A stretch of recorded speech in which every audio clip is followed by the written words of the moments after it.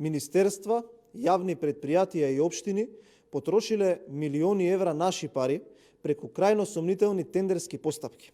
Вчера објавивме дека институциите на власта на СДСМ во изминативе 4 години склучиле 200 милионски договори за кои подоцна не го испочитувале законот и не ги објавиле договорот и сумата на истиот на страницата на Бирото за јавни набавки, иако затоа законот ги обврзува, тие ги кријат договорите.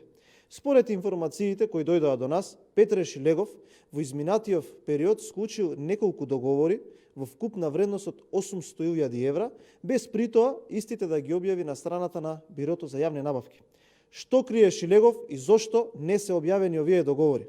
Според наши сознанија, Министерството за транспорт и врски во изминативе две години склучило 4 договори во вкупна вредност од 297 милиони денари, односно околу 5 милиони евра за кои не е испочитуван законот и не ги објавило на увид на јавноста. Што криеле министрите за транспорт и врски поставени од Заев? Имено тие на 17.12.2019 година склучиле договор за изградба на фекална канализација во Визбегово во износ од 147 милиони денари и не го објавиле. Што има спорно во овој договор и зошто не е објавен? Што сакале овие луѓе да сокријат?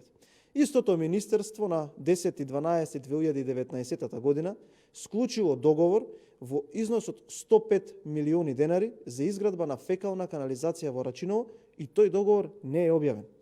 По истите стапки оди и јавното предпријатие за државни патишта, кој во изминативе година и пол склучило 5 договори за кои постои сомнеш и злоупотреби за прикривање во вредност од 863 милиони и 570.000 денари, односно нешто над 14 милиони евра.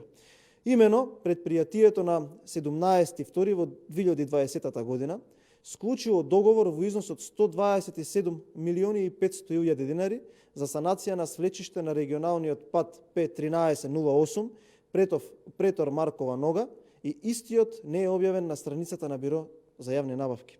Што и зошто се крие?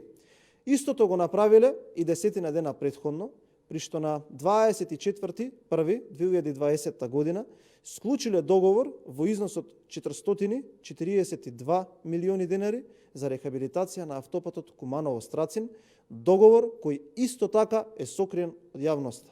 Што и зошто крие власта? И дали со необјавувањето на договорите кријат неправилности или местени постапки?